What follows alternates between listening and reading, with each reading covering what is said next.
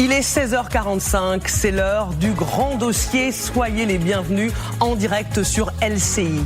Donald Trump est-il en train de faire plier l'Iran après la mise en place de son blocus naval à Hormuz? Regardez ces images. Plusieurs cargos et pétroliers en provenance de ports iraniens ont bravé l'interdit américain en franchissant le détroit d'Hormuz, pourtant interdit par Donald Trump. Mais certains, depuis ce franchissement, ont déjà fait demi-tour pour éviter de tester le blocus américain.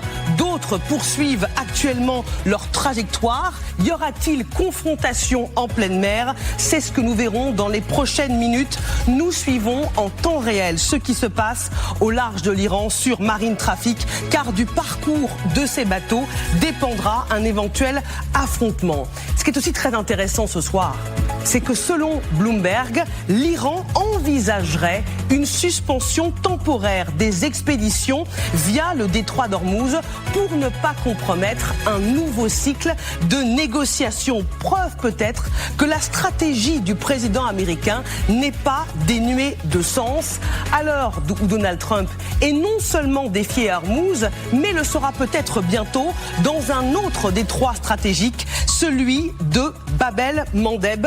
C'est la crainte des pays du Golfe, notamment l'Arabie saoudite, qui a peur que l'Iran fasse appel à ses alliés du Yémen, les rebelles houthis, pour qu'ils bloquent l'autre voie principale de sortie de pétrole dans la région.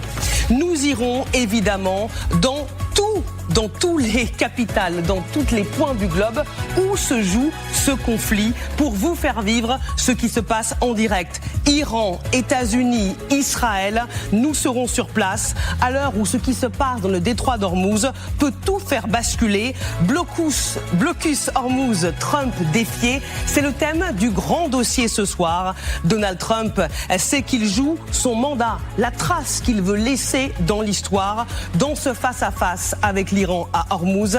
Alors, pas question de reculer. Il y a un blocus. Eux n'ont pas d'activité.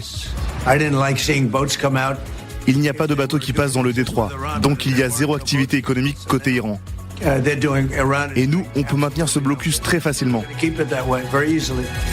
Et pour comprendre, décrypter ce qui se joue sous nos yeux dans ce détroit d'Hormuz, dans ce face-à-face Iran-États-Unis, j'ai le plaisir d'accueillir dans le grand dossier ce soir Grégory Phillips, bonsoir. Bonsoir. Rédacteur en chef international à LCI, le colonel Pierre de Jong, bonsoir. Consultant défense et géopolitique pour LCI, Romuald Siora, bonsoir. Bonsoir. Vous êtes directeur de l'Observatoire politique et géostratégique des États-Unis, auteur de cet ouvrage, Amérique 250, une histoire graphique des États-Unis aux éditions Point Nemo. Et Maya Kadra, journaliste franco-libanaise, spécialiste du Moyen-Orient, nous rejoindra dans un instant. Avant de vous entendre, partons tout de suite aux États-Unis. Retrouvez nos envoyés spéciaux Mathieu Carman et Julie Janus en direct de Washington. Bonsoir Mathieu. Plusieurs navires ont décidé de jouer avec les nerfs du président américain, mais voilà, certains ont déjà fait demi-tour.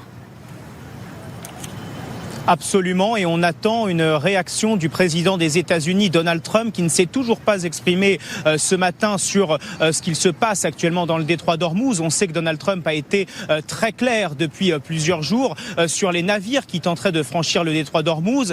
Il y a plusieurs possibilités. Alors soit effectivement ces navires fassent demi-tour, soit un arraisonnement réalisé par la marine américaine, ou encore cette menace brandie par Donald Trump, la destruction totale de ces navires. Il faudra voir si ces navires qui ont franchi le détroit d'Hormuz et qui jouent donc avec les nerfs de Donald Trump, quand ils vont arriver face à la marine américaine, ce que décidera Donald Trump, qui n'a donc pas pris la parole. Il a posté quelques messages sur son réseau social Truth depuis ce matin, l'un concernant le candidat républicain pour devenir gouverneur de New York, l'autre pour parler du pétrole justement américain, mais pas de réaction sur ce qu'il se passe actuellement dans le détroit d'Hormuz. 2 rendez-vous sont à l'agenda Donald Trump dans les prochaines heures. Le premier, c'est une interview enregistrée pour Fox News avec Maria Bartiromo. C'est elle qui avait interviewé le président ce week-end. Alors on ne sait pas si des bribes d'interview vont fuiter sur les réseaux sociaux dans les prochaines heures. Et puis l'autre rendez-vous, c'est avec l'ambassadeur chinois ici à Washington. Toujours est-il que la pression internationale se met en place. Emmanuel Macron a annoncé s'être entretenu avec Donald Trump ces dernières heures. Il demande la réouverture totale du détroit d'Ormuz. Alors est-ce que Donald Trump va céder? Est-ce qu'il va ordonner la destruction de ses navires? On verra tout cela dans les prochaines minutes. Merci Mathieu Karman. Et on suit, grâce à vous et grâce à Julie Janus, ce qui se passe en temps réel au large de l'Iran. Nos envoyés spéciaux en direct de Washington.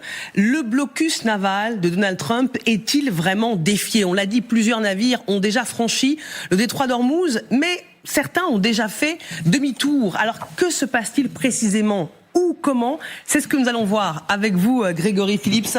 Carte et images à l'appui. Alors, ces dernières heures, il y a eu du mouvement. Des cargos et pétroliers venus de ports iraniens ont franchi le détroit d'Ormuz. Racontez-nous, montrez-nous. Oui, d'abord, regardez la situation actuelle. Et depuis plusieurs jours, au total, vous avez environ 3000 bateaux qui sont bloqués de chaque côté de ce fameux détroit d'Ormuz. Et il y a à peu près 20 000 marins pour lesquels il y a quand même des problèmes humanitaires. Maintenant, depuis que Donald Trump a décidé son blocus, vous avez une dizaine de bateaux qui ont franchi le détroit d'Ormuz par le nord, mais ce ne sont pas des bateaux concernés par l'interdiction faite aux navires partant ou arrivant de ports iraniens. Donc au total, une dizaine de bateaux.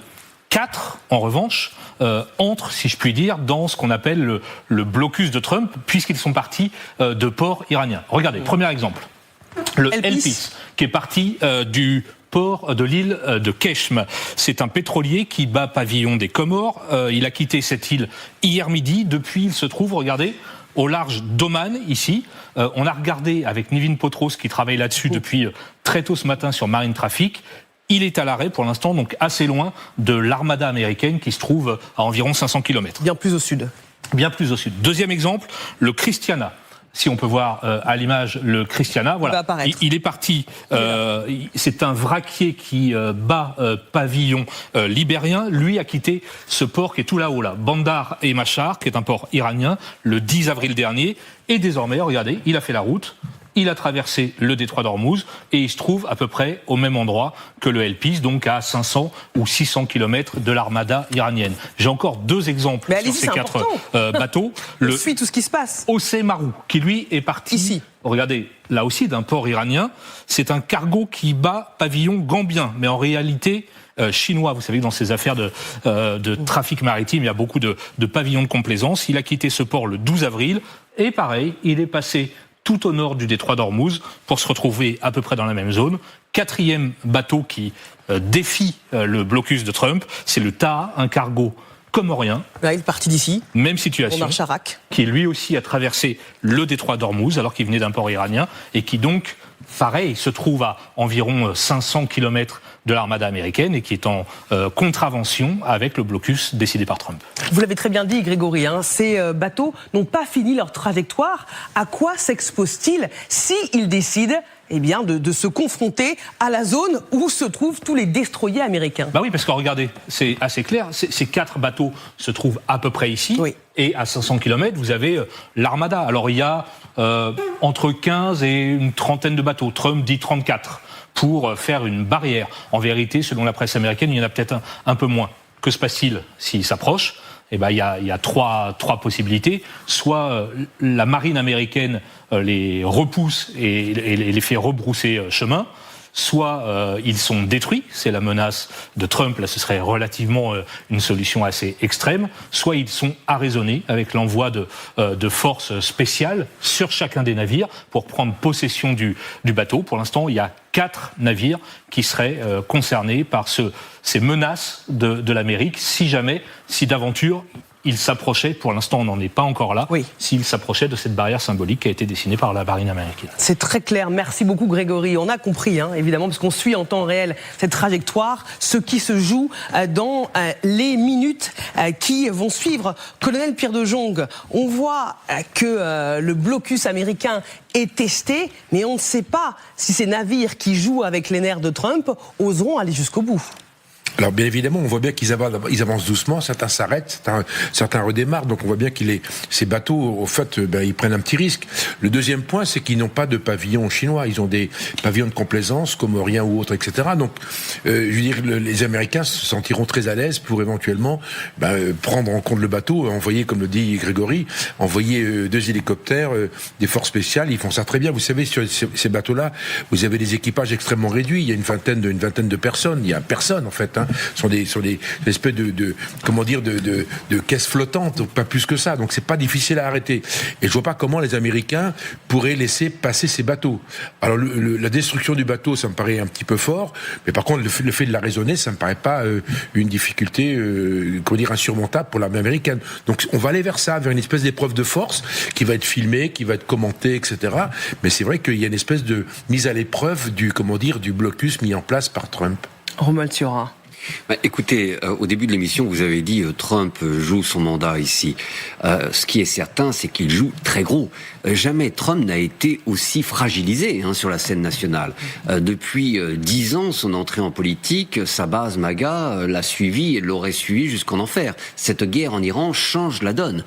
Tout simplement parce qu'il est le président, le candidat qui avait promis lors des 3 présidentielles d'ailleurs, qu'il n'entraînerait jamais le pays dans l'une de ces guerres style Irak-Afghanistan, à l'encontre desquelles les Américains sont vaccinés. Et aujourd'hui, les États-Unis se retrouvent plongés dans une guerre sans véritable objectif clair et un président qui se contredit chaque jour qui passe. Donc bref, sa base MAGA est en train de se détacher du président et ça va se payer très très cher dans les urnes en novembre. Donc bref, Trump sait qu'il joue très gros et donc on assiste effectivement à une partie de poker menteur.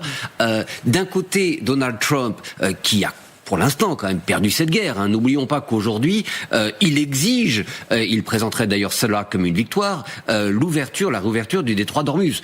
Détroit d'Ormuz qui était parfaitement ouvert et qui fonctionnait avant que Trump nous entraîne dans cette guerre. Perdu cette guerre, est-ce qu'il faut aller aussi vite ? Parce que militairement... À l'heure qu'il est...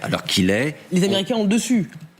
De toute façon, les Américains, s'ils le voulaient, pourraient en 1 heure réduire l'Iran en cendres, tandis que l'Iran ne pourrait jamais, ne fût-ce que détruire un quartier de New York.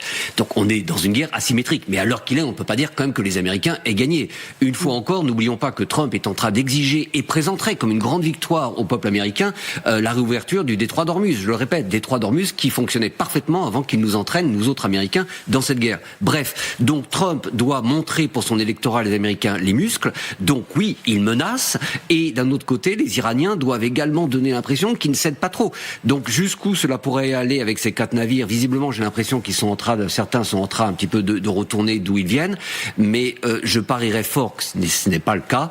Que je ne pense pas qu'ils seront détruits, mais que nous assisterons à une belle prise de ces navires par les forces spéciales américaines, avec beaucoup de caméras derrière, afin que Trump puisse déclarer victoire contre ces 4 barques flottantes ou caisses flottantes, comme vous l'avez dit. Oui, c'est une démonstration de force que réalise ici Donald Trump, qui promet de ne pas reculer.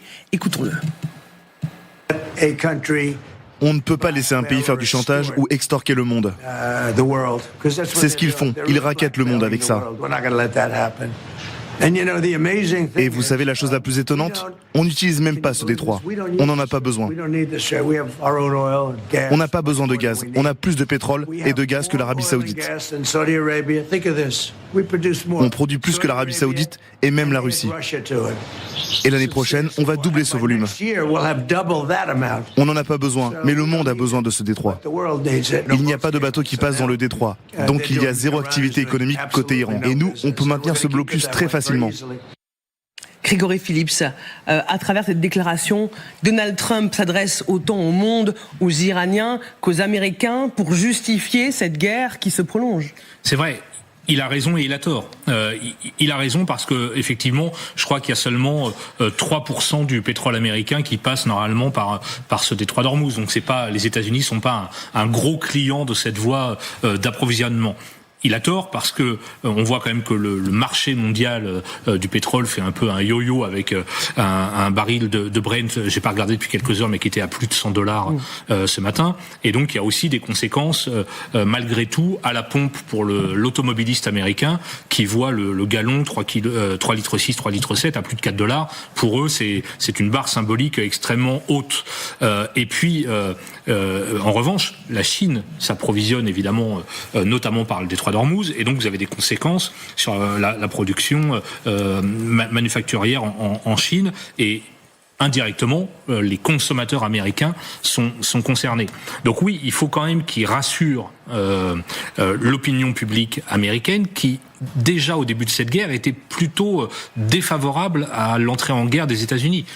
Quand maintenant ils voient le gallon à $4, quand ils voient que Trump ne trouve pas de porte de sortie, quand on voit que certains dans le camp démocrate, mais aussi dans le camp MAGA républicain, commencent à douter des capacités mentales du président, ça fait quand même beaucoup de nuages noirs qui s'amoncellent au-dessus de la Maison-Blanche à quelques mois maintenant de ces élections de mi-mandat, qui traditionnellement sont toujours défavorables pour le président qui est en poste, mais là ça peut être un vrai risque politique pour Donald Trump. Partons sur le terrain au Qatar, retrouver Jordan Olivier avec Bordan Boudka, nos envoyés spéciaux. Bonsoir Jordan, vous êtes en direct de Doha, le golfe Persique se trouve derrière vous. Qu'est-ce que vous constatez à l'heure où nous parlons ce soir concernant le trafic dans le détroit d'Ormuz ? Eh bien, depuis le début de ce blocus américain, ce que l'on peut vous dire, c'est qu'une dizaine de navires a traversé ce détroit d'Ormuz, et parmi ces 10 navires, 4 ont des liens très précis avec l'Iran. Et ce sont évidemment ces bateaux qui intéressent particulièrement les Américains. Les Américains et l'armée américaine est postée désormais dans le golfe d'Oman. Et la question que tout le monde se pose, notamment ici au Qatar, c'est la suivante: comment l'armée américaine va gérer une éventuelle confrontation entre ces bateaux, justement, qui arrivent pour peut-être forcer le blocus, et puis les destroyers américains, ce porte-avions américain qui est en position pour le moment. Est-ce que la diplomatie sera privilégiée? Est-ce qu'on demandera à ces bateaux de repartir d'où ils viennent, ou des opérations d'arraisonnement seront nécessaires pour mettre fin à cette percée? Ce sont des réponses que nous devrions avoir dans les prochaines heures. Merci beaucoup, Jordan Olivier avec Bordan Boudka pour ces précieuses remontées de terrain. Vous qui êtes en direct de Doha, le golfe Persique derrière vous. Accueillons Maya Kadra, bonsoir. Ravi de vous retrouver dans le grand dossier, journaliste franco-libanaise, spécialiste du Moyen-Orient. On a vu que plusieurs navires avaient franchi le détroit d'Ormuz. Certains avaient déjà fait demi-tour. L'Iran, selon Bloomberg, envisage ce soir une suspension de ses exportations de pétrole pour éviter le blocus américain et ne pas compromettre un nouveau cycle de négociations. Est-ce que Donald Trump est en train de réussir son coup de pression ? Alors tous les indices l'indiquent, ce n'est pas vraiment un blocus qui est en train d'être imposé au sud du détroit d'Ormuz. C'est vraiment pas un péage monétaire, mais une forme de barrière posée par les Américains. Ils laissent passer ceux qu'ils ont envie de laisser passer, et ils bloquent surtout les navires iraniens. On voit très bien que là, l'intention première, c'est d'interdire toutes les exportations de pétrole de l'Iran, sachant que tout transite à travers ce détroit. Les autres alternatives pour l'Iran d'exportation du pétrole sont très très limitées. Est-ce que c'est à travers la mer Caspienne? Mais ce n'est pas vraiment le même itinéraire, parce que ils exportent surtout pour les pays asiatiques. Il y a certaines voies aussi qui passent par le territoire iranien, des voies terrestres aussi, mais ça reste très contraignant comme mesure imposée par les États-Unis dans un but très précis, c'est la reddition la reddition économique, ensuite la reddition politique de l'Iran. La question qui se pose, c'est est-ce que les États-Unis vont tenir jusqu'au bout? Est-ce qu'ils vont vraiment être patients cette fois-ci? Parce qu'on sait que le seul hic dans toute cette affaire, c'est l'impatience du président américain Donald Trump. Parce que sur le plan de la stratégie, là, tout se passe bien. D'ailleurs, ce blocus, il fallait peut-être l'imposer depuis longtemps, bien avant les négociations, pour arriver vraiment en force. Et pas face à des Iraniens plutôt aguerris, plutôt aigris aussi après l'élimination de leur guide suprême et les différentes éliminations dans les chaînes de commandement des gardiens de la Révolution.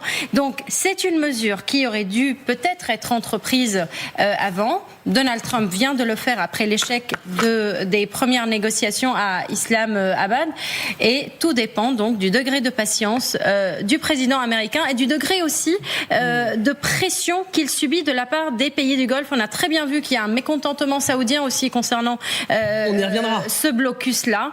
Voilà, combien il va tenir. Cette toute dernière information, c'est le CENTCOM, le commandement central américain, qui publie un message en disant qu'aucun navire, au cours de ces premières 24 heures, aucun navire n'a réussi à franchir le blocus américain et 6 navires marchands ont obtempéré aux directives des forces américaines pour faire demi-tour et réintégrer un port iranien sur le golfe d'Oman. Colonel Pierre de Jong, est-ce la preuve pour l'instant, parce qu'on suit évidemment minute par minute en temps réel ce qui se passe au large de l'Iran, que la stratégie américaine fonctionne? Mais ça a l'air, on voit, il y a 2 impacts. Il y a l'impact militaire et stratégique où ça fonctionne, puisque militairement parlant, les Américains sont extrêmement dominants, donc c'est assez facile. Encore une fois, un pétrolier, c'est un équipage d'une vingtaine de personnes, on monte à bord, on jette l'ancre et le bateau s'arrête, donc il se passera rien. Donc très concrètement, ce ne sont pas des bateaux de guerre. Ça, c'est le premier point. Après, ils vont faire attention à ne pas arraisonner un bateau avec un drapeau chinois. Donc j'imagine que ça, c'est vraiment le sujet. Oui. On va pas rentrer en confrontation directe avec Pékin. Ça, c'est pour l'aspect, c'est l'impact militaire. Maintenant, il y a un impact psychologique qui est très important. C'est que, rappelons-nous, la semaine dernière, en fait, Trump et les Américains ont été très mauvais, puisque le lundi, il annonce qu'il va détruire l'Iran, qu'il va raser l'Iran, puis le mardi, il cède, enfin, il a l'air de céder à toutes les revendications iraniennes. Donc ça n'avait aucun sens. On était extrêmement surpris d'ailleurs par le fait que, comment dire, sa pensée dégénère littéralement. Et on voit qu'il y a une reprise en main qui a été mise en place en fait par J.D. Vance, qui est le vice-président, qui fait qu'en fait ils ont repris quelque part l'ascendant sur l'Iranien. Parce que quel est le point très important? C'est qu'on ne connaît pas la capacité résiduelle des Iraniens. On sait qu'ils sont résilients, mais on ne connaît pas leur capacité en missiles, enfin du moins ce qu'il en reste. On ne connaît pas l'état de l'opinion publique réellement, qu'est-ce qui se passe localement. Il y a plein de points d'interrogation parce qu'on n'a aucune idée, à part le fait qu'ils ont une très bonne communication avec l'IA et qui montrent à l'évidence qu'ils maîtrisent très bien ce sujet-là. Mais c'est un pays qui est, à mon avis, en grande difficulté. Et là, ça vaut le coup d'attendre. Et comme vous le disiez fort justement, un blocus, c'est de l'attente. Un blocus, ça se fait pas comme ça. Donc on va mettre, c'est des semaines un blocus. Donc est-ce qu'ils vont tenir avec la quinzaine ou trentaine de bateaux, tel que vous l'évoquiez? On verra bien. Ceci étant dit, aujourd'hui, les Américains, ils ont contrebalancé. Et à mon avis, ils auront entre guillemets gagné la guerre quand un bateau de pétrole qui aura été faire le plein au Qatar, aux Émirats, à Koweït ou en Arabie Saoudite et transitera et sortira du Golfe. À ce moment-là, il y aura une libération quelque part, de la situation, c'est-à-dire que les Iraniens n'auront pas eu la possibilité de détruire ou éventuellement d'agresser ce pétrolier.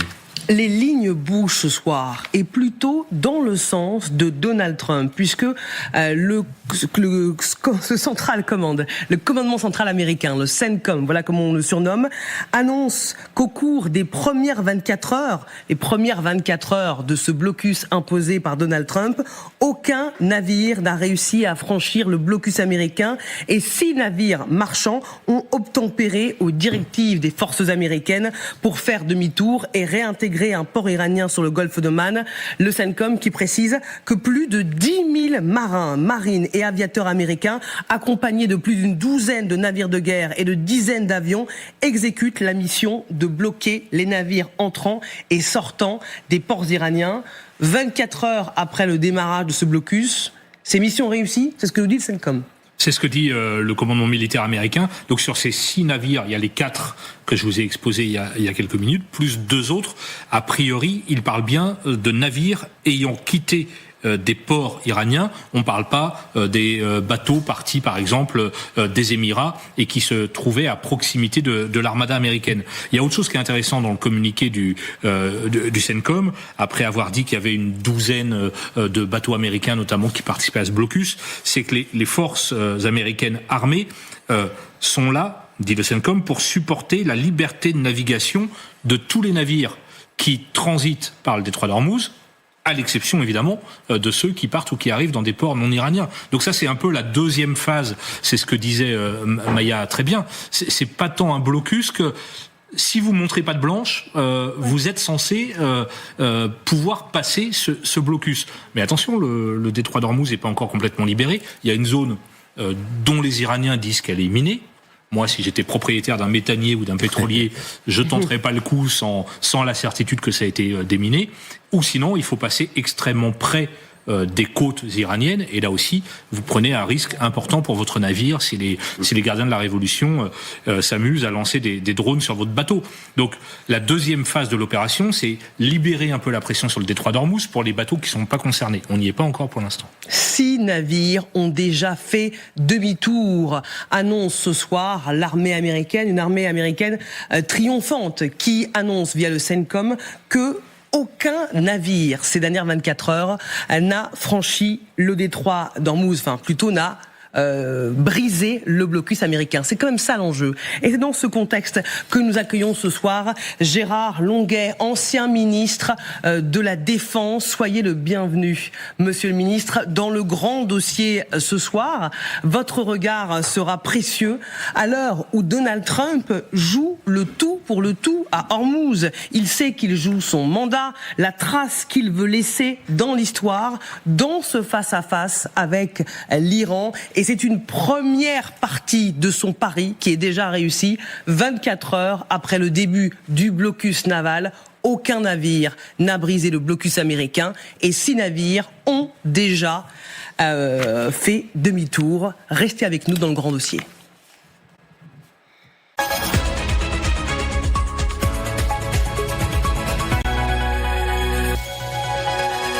Vous êtes bien devant le grand dossier ce soir. Soyez les bienvenus si vous nous rejoignez en direct sur LCI.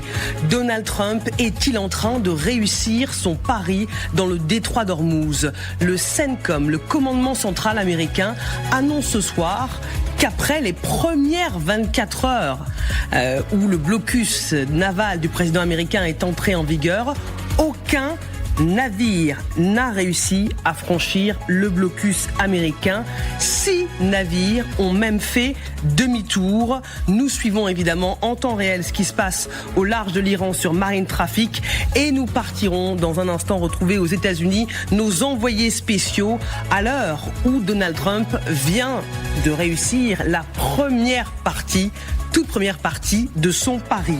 Mais d'abord, il est 17h20 bientôt, l'essentiel de l'info. À la une, peut-être bientôt un soulagement pour les automobilistes. Le gouvernement travaille à un dispositif d'encadrement des marges des distributeurs pour limiter l'inflation causée par la guerre au Moyen-Orient. Information du service politique de TF1 LCI. Depuis le cessez-le-feu, vous le savez, les prix n'ont pas baissé. Tous les types de carburant restent au-dessus de la barre des 2 €, 2,30 € en moyenne pour le gazole. Un adulte et un mineur toujours en garde à vue après la mort d'un jeune de 13 ans hier à Villefranche-sur-Saône. Au total, 5 personnes, dont 4 mineurs, ont été interpellées. Accident ou tir délibéré, les circonstances précises de la mort de l'adolescent restent à déterminer. L'arme n'a toujours pas été retrouvée. L'hommage de l'Assemblée nationale à Cécile Colère et Jacques Paris. Applaudissements nourris pour les 2 ex-otages en Iran. Un peu plus tôt, ils avaient décroché eux-mêmes leur portrait qui avait été affiché pendant leurs plus de 3 ans de captivité. Ces portraits, nous les avons vus quand nous étions en cellule, ont-ils expliqué. Cela veut dire aujourd'hui que nous tournons la page. Voilà pour l'essentiel de l'info à 17h21. Vous êtes bien devant le grand dossier. Blocus d'Ormuz, Donald Trump défié, mais peut-être en train de réussir son pari dans ce détroit, puisque le commandement central américain nous apprend ce soir qu'aucun navire n'est parvenu à briser le blocus naval imposé depuis maintenant plus de 24 heures. 6 navires ont même fait demi-tour. Partons tout de suite aux États-Unis. Retrouvez nos envoyés spéciaux Mathieu Karman et Julie Janus en direct de Washington ce soir. Rebonsoir Mathieu. Le CENTCOM a tenu à communiquer rapidement sur le fait qu'aucun navire n'avait réussi à franchir le blocus américain. Oui, Marie-Aline, et c'est la toute première communication officielle du CENTCOM, le centre de commandement de l'armée américaine qui opère au Moyen-Orient depuis le début de ce blocus qui a débuté il y a un peu plus de 25 heures maintenant dans le détroit d'Ormuz. Et vous le disiez, le CENTCOM explique bien qu'aucun navire n'a réussi à franchir ce blocus. 6 navires qui tentaient de passer ont dû faire demi-tour sur ordre de la marine américaine. Le CENTCOM qui donne également quelques chiffres, plus de 10 000 marines se sont mobilisés dans le golfe Persique pour assurer la sécurité et mettre en place ce blocus ordonné par Donald Trump. Une douzaine de navires de guerre et des avions sont également mobilisés pour mettre en place ce blocus. On attend toujours ici à Washington une réaction officielle, cette fois-ci du président américain Donald Trump, qui n'a toujours pas posté de message sur son réseau social Truth sur ce blocus dans le détroit d'Ormuz décrété depuis un peu plus de 24 heures maintenant. Toujours est-il donc cette information qui vient de nous parvenir, aucun navire n'a réussi à franchir ce blocus dans le détroit d'Ormuz. Merci beaucoup Mathieu Karman pour ces toutes dernières informations. Mathieu Karman et Julie Janus, nos envoyés spéciaux en direct de Washington pour décrypter ce qui se joue sous nos yeux dans le grand dossier, puisque vous avez compris, les lignes bougent ce soir au large de l'Iran. Gérard Longuet, bonsoir. Merci. Ancien ministre de la Défense, merci d'être avec nous dans ce grand dossier. Maya Kadra, journaliste franco-libanaise, spécialiste du Moyen-Orient. Romuald Siora, directeur de l'Observatoire politique et géostratégique des États-Unis, auteur de ce livre America 250, une histoire graphique des Nations Unies aux éditions Point Nemo. Grégory Phillips est avec nous, rédacteur en chef international sur LCI, et le colonel Pierre de Jong, consultant défense et géopolitique pour LCI. Gérard Longuet, aucun navire n'a franchi le blocus entré en vigueur depuis 24 heures, imposé par Donald Trump. Comment analysez-vous la situation ce soir ? Est-ce que Donald Trump est en train de réussir son pari face à l'Iran ? C'est exactement le contraire. Je pense qu'il est en train de trahir la vocation des États-Unis, qui a été toujours une vocation de liberté.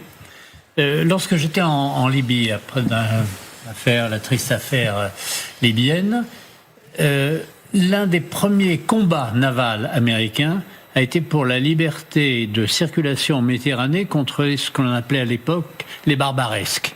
Et c'est un pays qui est attaché à la liberté. Je ne vois pas en quoi, ni techniquement, ni moralement, le fait de bloquer en aval du détroit d'Ormuz, quand on quitte le golfe Persique, représente en soi une performance. Je ne vois pas en quoi elle représente non plus un symbole de déblocage politique d'une situation qui, heureusement, il y a un petit frémissement à travers les négociations, les échanges d'Islamabad, tant mieux. Je pense que dans ce genre de situation, il vaut mieux parler que de s'affronter, mais pour la grandeur des États-Unis, ce n'est pas franchement l'image que l'on a de cette première démocratie mondiale, historiquement, puisqu'on fête les 250 ans de la déclaration d'indépendance cette année même. Alors, quant à notre président américain, il a sa façon de présenter les choses, je laisserai les téléspectateurs juger de cette façon. Gérard Longuet, on a compris votre dénonciation du fait d'avoir bravé les règles internationales. Bloquer le détroit, c'est bloquer l'économie mondiale. Est-ce la volonté des États-Unis ? Mais n'est-ce pas un moyen de pression qui peut fonctionner sur l'Iran, dont l'économie souffre beaucoup. Et on a appris ce soir... À ce moment-là, il bloque les bateaux iraniens s'il le veut.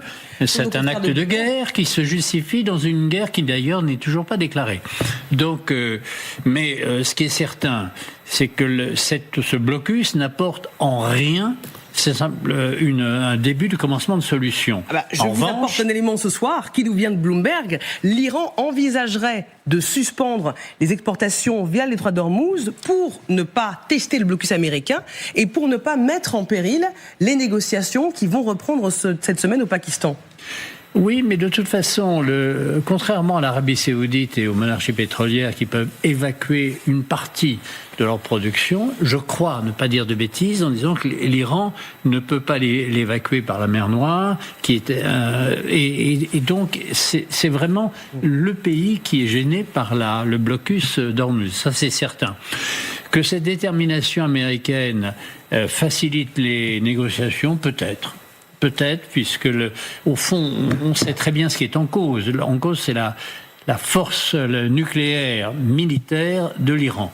Et il faut donc donner un statut à ces 440 kilos d'uranium enrichi et obtenir l'engagement contrôlé par l'AIEA d'une cessation d'enrichissement. Et là, je vous dirais, oui, Trump, chapeau, vous avez réussi.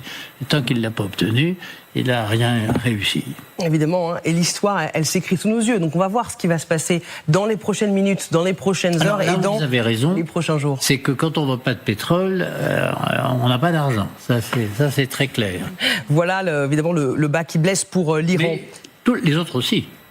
L'Arabie Saoudite, les monarchies pétrolières, le Qatar et les clients, c'est-à-dire toute l'Asie du Sud-Est qui a pratiquement 90% vit de ce pétrole de cette partie du monde, du Golfe Persique, ceux-là sont en effet étranglés.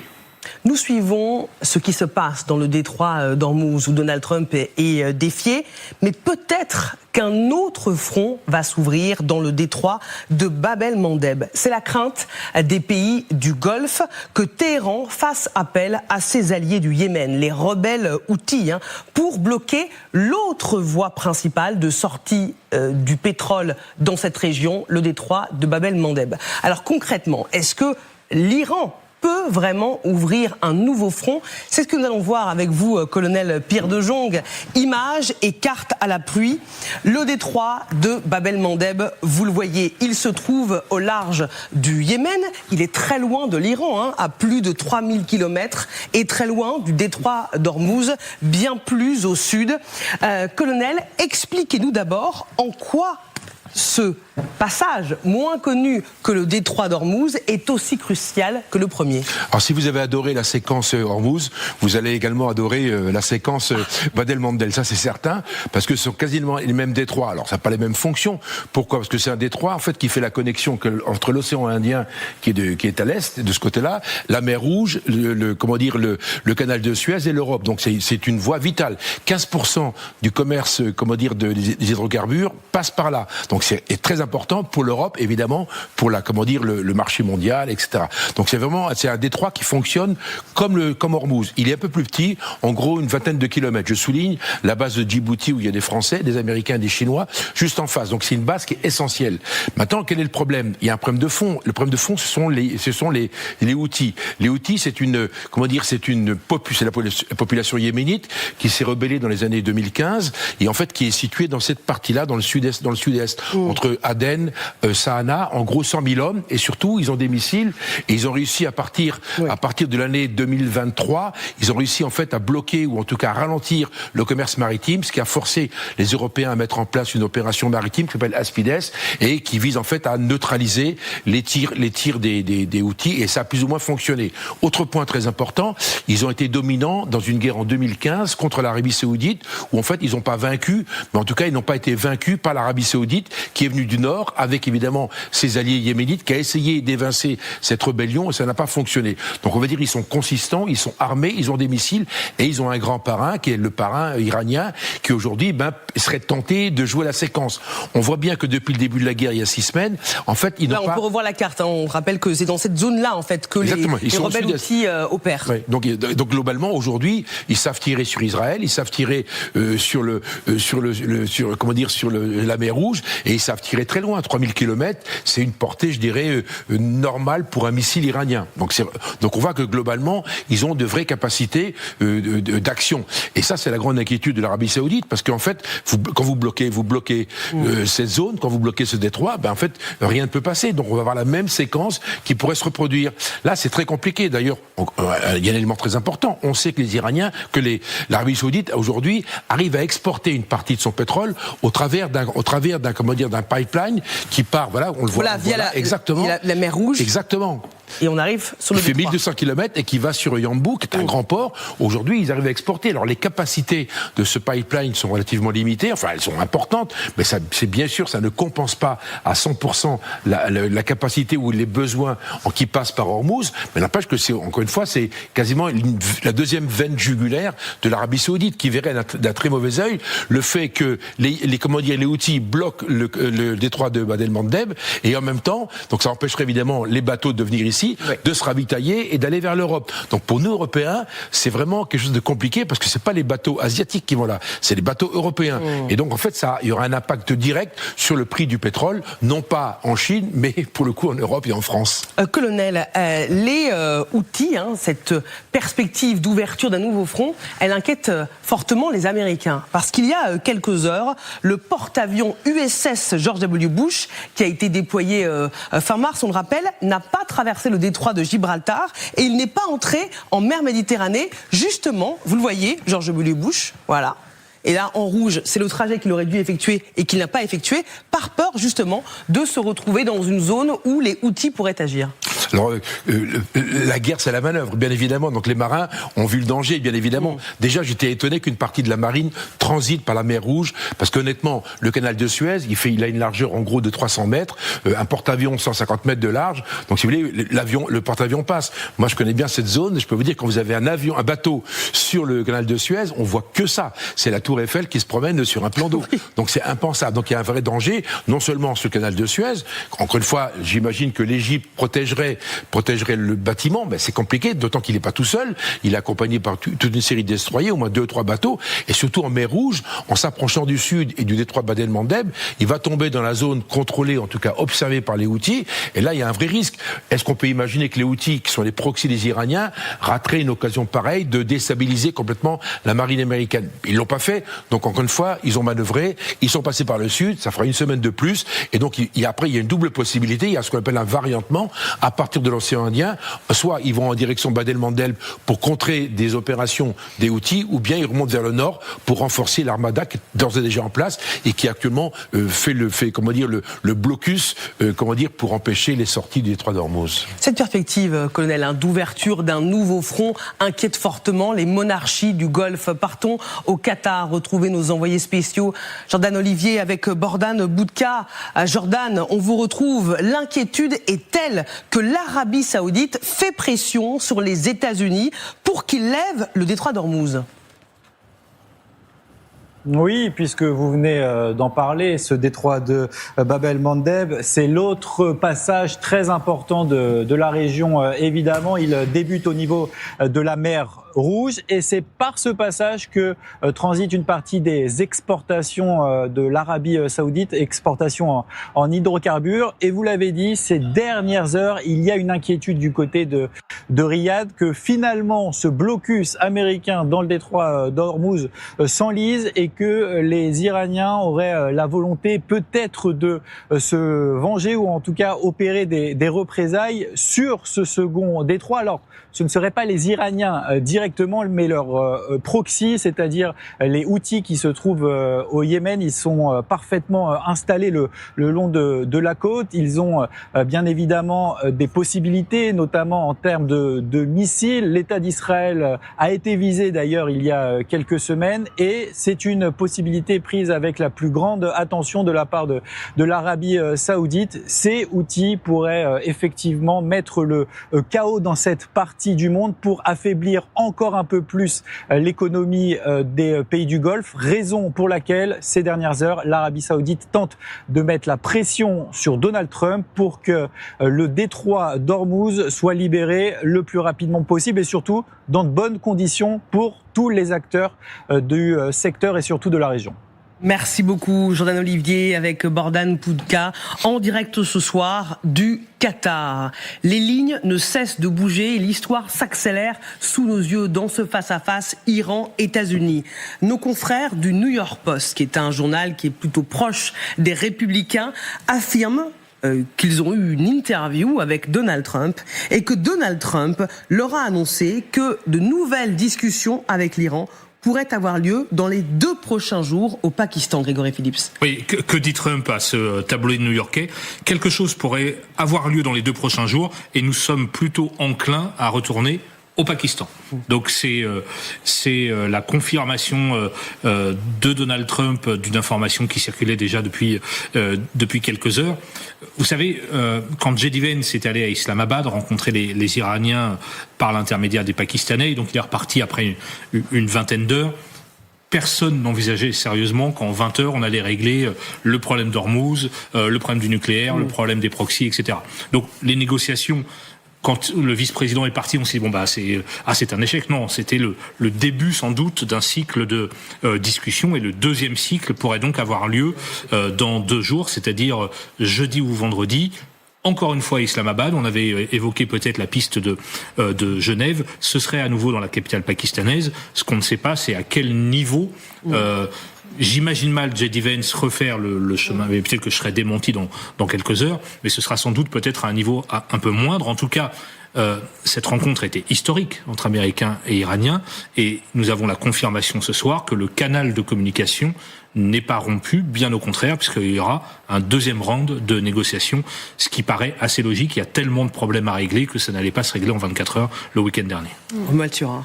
Oui, pour J.D. Vance, je pense que vous avez raison. Je pense pas qu'on reverra J.D. Vance. Je peux me tromper également, mais J.D. Vance a eu son shoot, comme on dit aux États-Unis. Il a eu sa chance. Il est sur les starting blocks pour 2028. Il a fait un petit peu de pression sur Trump pour être au Pakistan la semaine dernière. Ça a pas vraiment été très concluant, donc je ne pense pas qu'on va le revoir.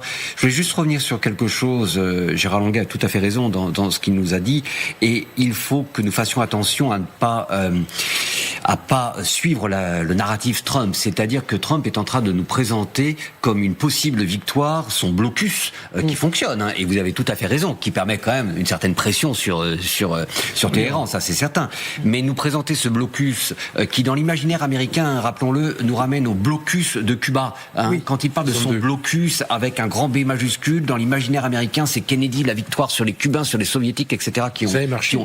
Voilà. Donc Trump joue là-dessus, mais faisons attention. Il nous présente ça comme une victoire. Si le Détroit est réouvert, il présentera ça comme une victoire. N'oublions pas que, je le répète, le Détroit fonctionnait très bien avant que Trump nous entraîne, nous autres Américains, dans cette guerre. L'objectif, c'est le nucléaire. Et il n'y a que là, lorsqu'il y aura vraiment un accord sur le nucléaire iranien, que, comme vous l'avez très bien dit, Monsieur le Ministre, on pourra parler de victoire américaine. Pour l'instant, on en est quand même un petit peu loin, selon moi. Maya Kadra, sur la reprise des pourparlers qui, comme l'a rappelé très bien Remal Sura, n'ont jamais vraiment cessé. Et on peut dire que la tension était à son comble avec l'opération militaire lancée par Donald Trump, qui semble ce soir porter ses fruits. Oui, ça apporte ses fruits, ça commence, on voit très bien que ça fonctionne, et ça a commencé par le coup d'intimidation aussi le matin même du début des négociations, quand 2 navires américains ont pu traverser le détroit d'Ormuz en assurant que ce n'était pas miné. Et je précise qu'il y a 2 voies possibles à emprunter. Il y a la voie qui longe les côtes iraniennes, et c'est par là que les navires transitaient pendant le blocus partiel imposé par les Iraniens, et il y avait l'autre voie qui, elle était bloquée.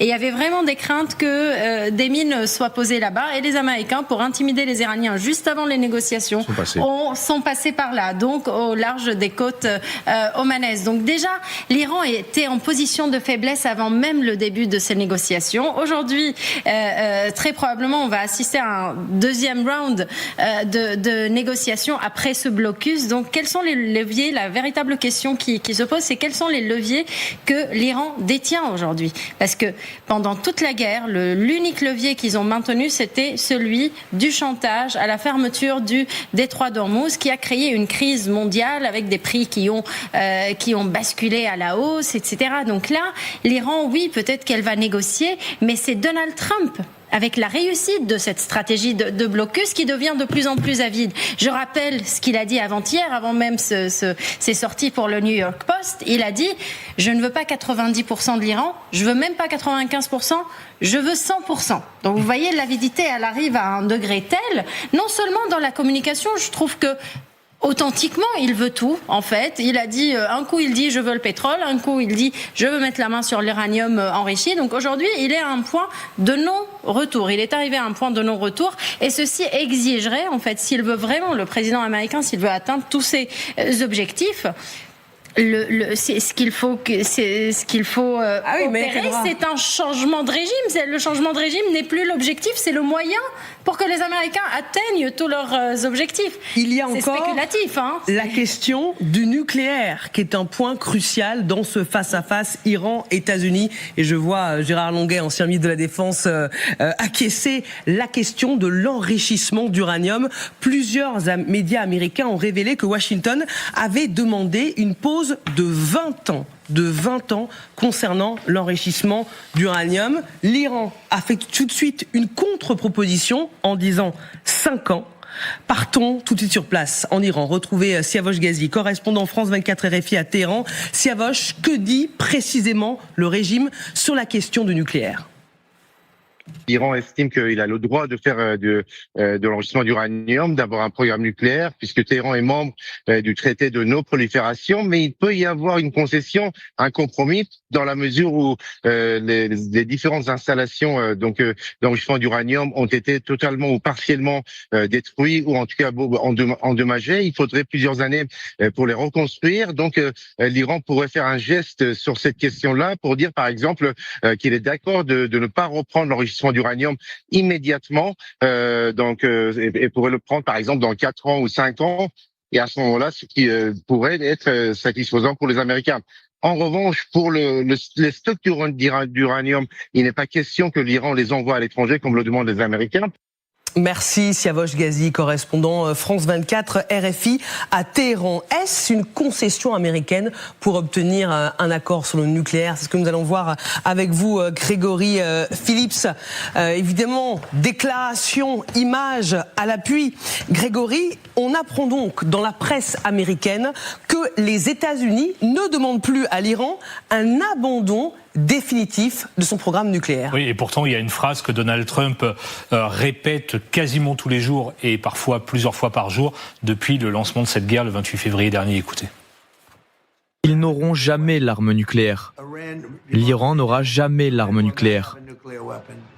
Voilà, vous avez compris. Oui. L'Iran n'aura jamais l'arme nucléaire. C'est quasiment un mantra que Trump répète depuis le début de cette guerre. Sauf que le New York Times nous révèle effectivement que lors des négociations d'Islamabad, il y a eu 2 positions assez différentes. D'abord, la proposition américaine, évidemment.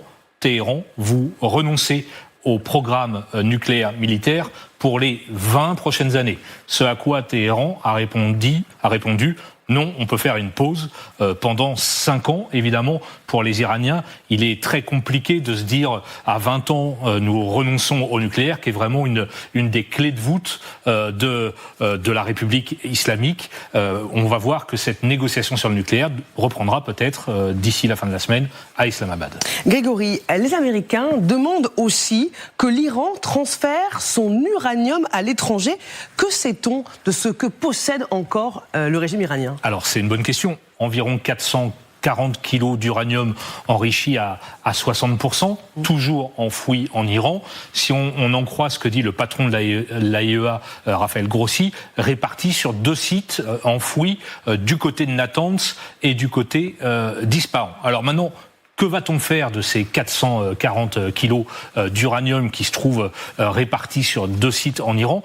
Vous vous souvenez qu'avant le début de la guerre, Moscou avait proposé notamment de récupérer ce matériau, de l'amener jusqu'en Russie et de le diluer sur place. Pour l'instant, c'est un refus catégorique de Téhéran. Est-ce que les Iraniens voudraient diluer eux-mêmes ce matériau qui est enrichi à plus de 60%? C'est une autre option, mais qui paraît assez improbable. La dernière solution, ce serait éventuellement que les Américains récupèrent cet uranium enrichi. Ça, on a évoqué ce scénario notamment dans les premiers jours de la guerre.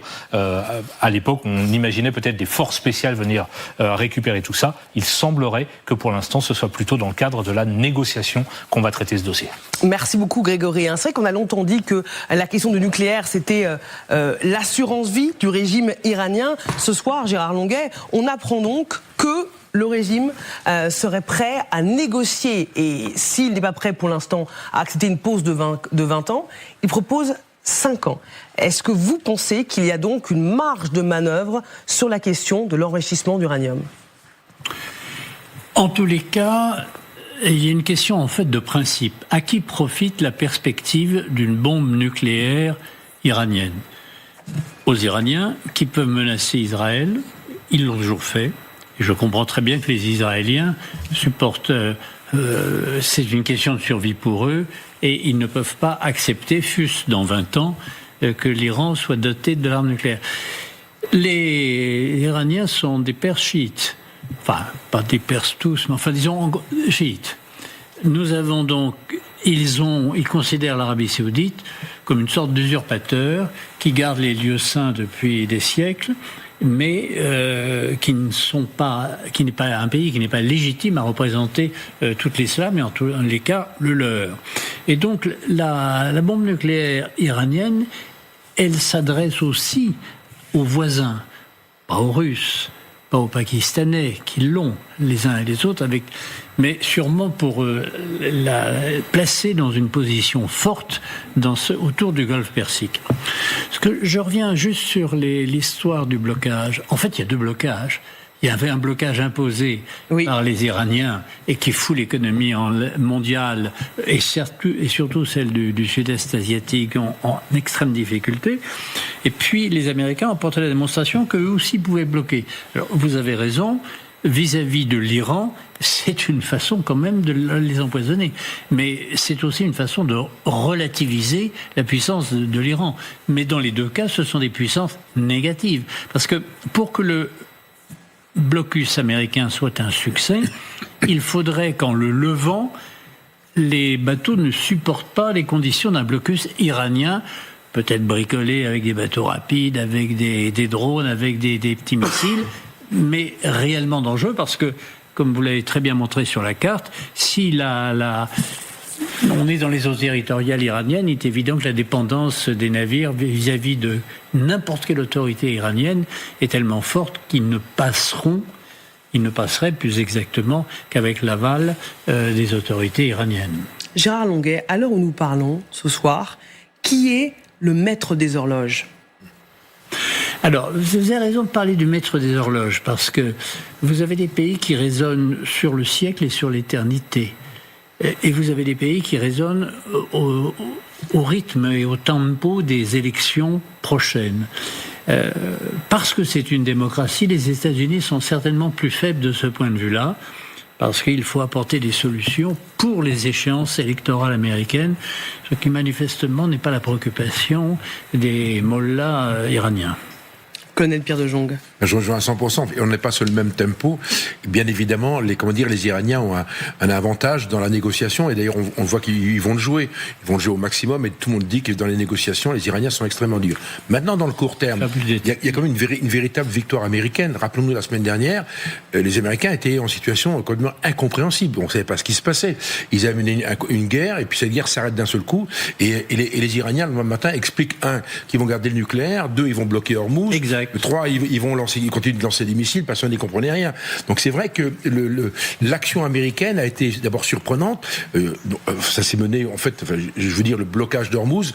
La décision s'est prise après la discussion, le début des discussions avec J.D. Vance à Islamabad. Mais c'est vrai, le fait d'être ferme, le fait de faire ça, a rééquilibré. En fait, c'est -1, ça fait 1. Enfin, quelque part, il y a une forme d'unité, une espèce de blocage. Et c'est vrai que les Iraniens, aujourd'hui, ils voient le système se retourner contre eux. Et j'oublie pas que les premiers qui ont bloqué Hormuz, ce sont les Iraniens, ce sont pas les Américains. Faut pas retourner le problème. C'est vrai qu'en Europe, on dit, les Américains exagèrent quand même, c'est pas bien ce qu'ils font. L'OMI, par exemple, l'Organisation maritime mondiale des Nations Unies, a lancé une admonestation aux Américains.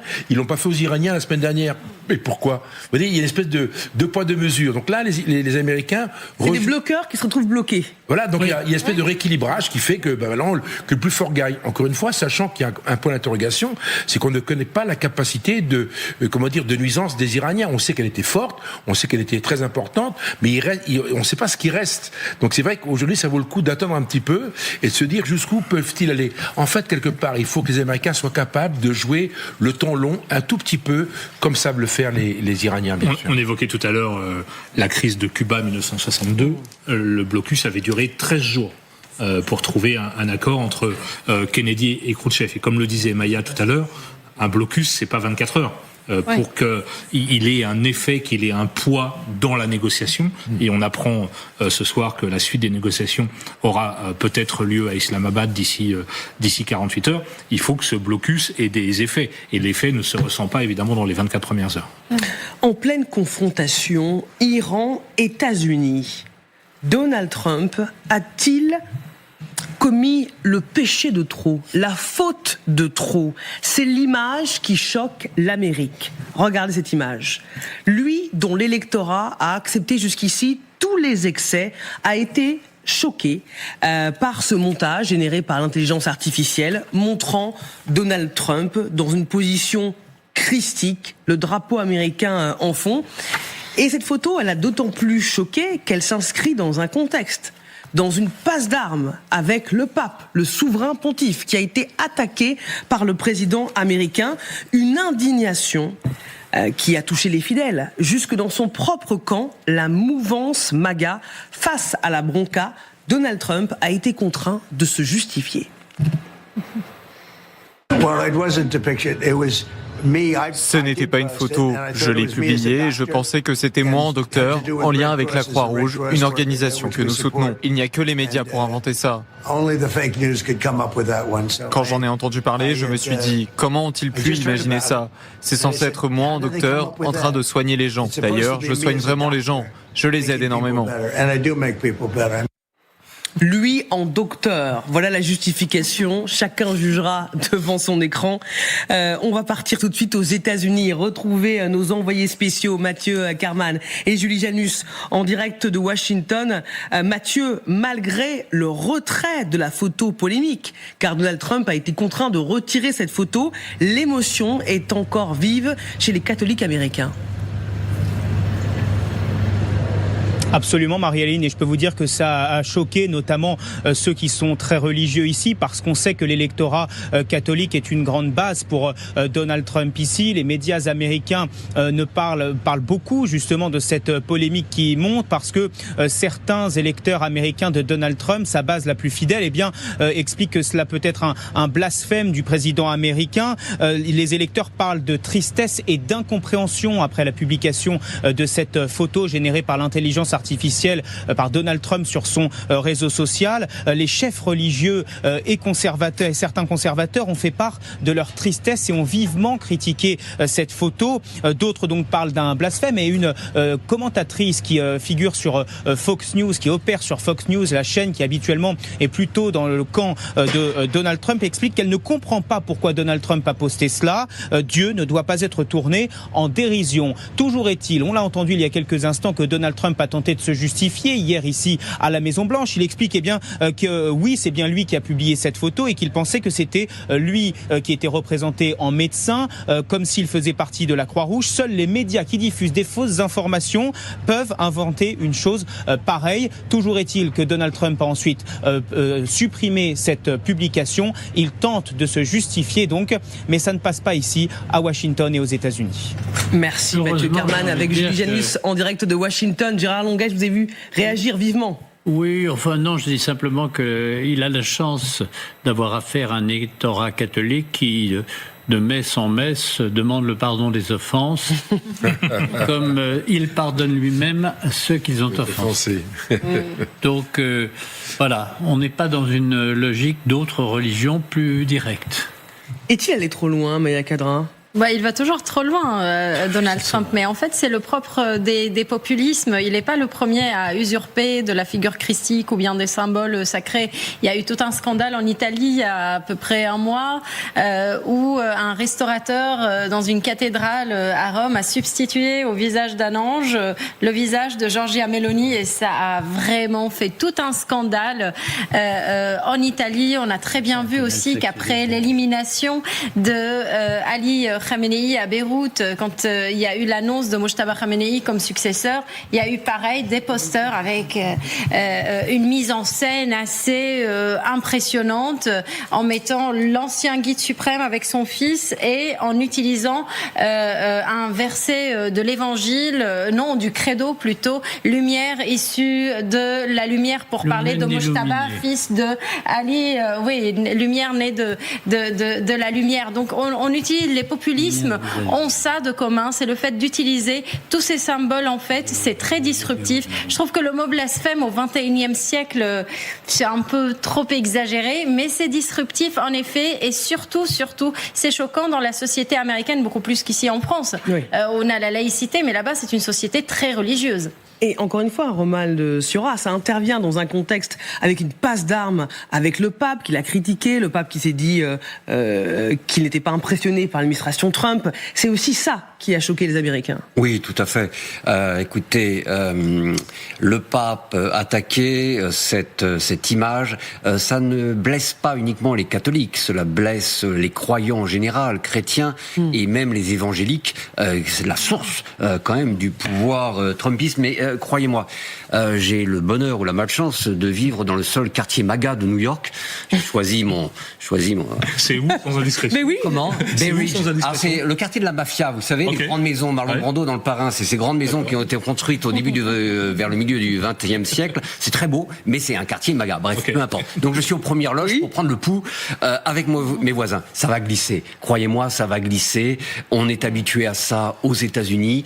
C'est choquant, c'est de mauvais goût, c'est bête, tout ce que vous voulez. Oui, ça heurte, surtout après l'attaque contre le pape, mais ça va glisser et Trump a réussi un coup de maître hier en se faisant livrer des McDo à la Maison-Blanche et croyez-moi, ça flatte son opinion et sa base MAGA. Donc oui, une irritation, mais celle-ci va passer.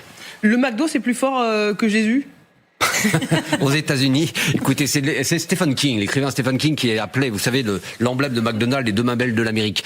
Je dirais dans un certain sens, oui. N'oublions pas que Trump avait quand même gagné plusieurs centaines de milliers de voix lors de sa campagne présidentielle en allant cuire des frites à McDonald's. Donc oui, McDo, ça sert. En tout cas, sur la relation entre Trump et Léon XIV, ce pape américain, je peux vous dire que ça va pas aller en s'arrangeant, parce que Laura Rudo, qui est notre correspondante à Rome, m'a envoyé un petit message tout à l'heure pour m'informer que le 4 juillet prochain, donc 250e anniversaire des États-Unis, où est-ce que le pape américain va aller? Sur l'île de Lampedusa, qui est le symbole de l'arrivée des migrants en Europe. Ça veut dire qu'il a très certainement décliné l'invitation de la Maison-Blanche à participer aux commémorations du 250e anniversaire, et à la place, il ira parler migrants sur l'île de Lampedusa. Je suis pas sûr que Trump apprécie le déplacement. Moi non plus.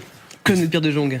Les Italiens non plus au passage, parce que quand même c'est vraiment c'est compliqué. Mais c'est vrai que c'est étonnant. C'est pas. Enfin, encore une fois, je suis un peu, étant protestant, je suis un peu en dehors de ça. Donc le pape, pour moi, elle n'a pas de caractère sacré. Oui, c'est pas le même rapport avec les icônes. Au pape qui est un peu assez proche de celui de Trump, malheureusement. Mais je me demande qu'est-ce qu'il fait dans cette galère, quoi.